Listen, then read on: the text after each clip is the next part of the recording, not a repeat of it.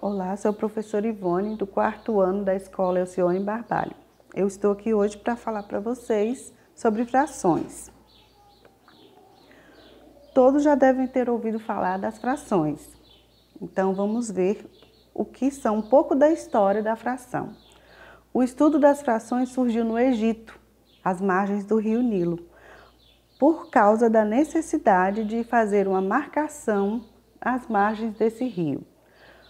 Ocorre que no período de junho a setembro o rio inundava e aí as marcações das terras se apagavam.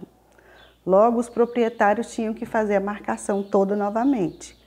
A marcação das terras era utilizada pelos geômetras dos faraós, que utilizavam cordas como unidade de medida.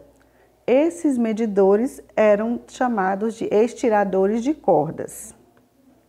A marcação era feita da seguinte maneira: esticava-se a corda e assim se observava aquela unidade de medida.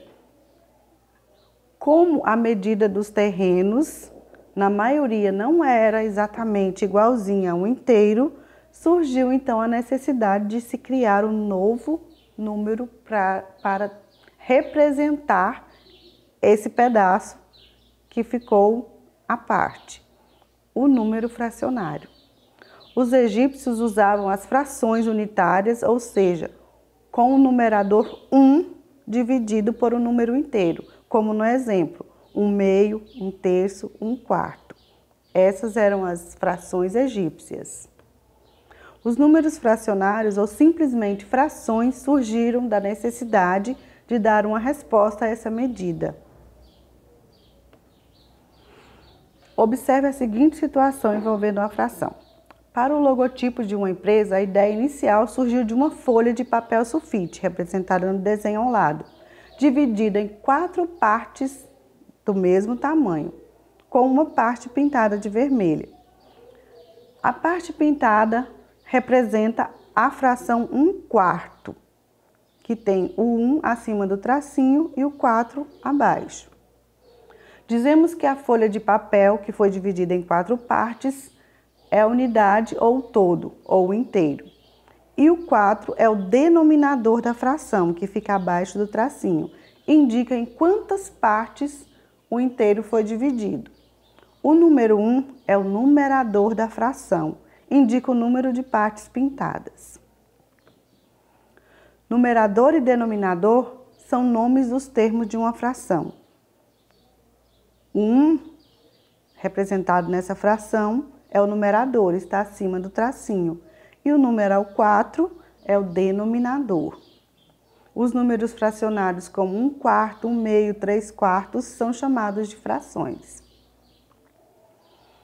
Agora vamos para a leitura das frações. A primeira figura, 2/3, nós temos um círculo dividido em 3 partes. E 2 partes delas estão pintadas. Nós lemos a fração 2/3. Nas frações, o número que fica acima do tracinho, que são as partes pintadas, vão ter números 1, 2, 3, 4, 5, 6, 7, 8, 9, 10 e assim por diante.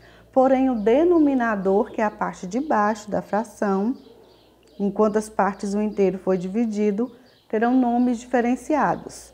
O 2 se chamará meio e o 3/3. A partir daí, eles terão números ordinais, ou seja, que seguem a ordem. 4º, 5º, 6º, 7º, 8º, 9º e o 10º. Nesse círculo rosa, nós temos 12 partes representadas, com 9 pintadas. Porém, nós vamos mudar a forma de ler a fração. O denominador não vai ter mais o sentido de ordem.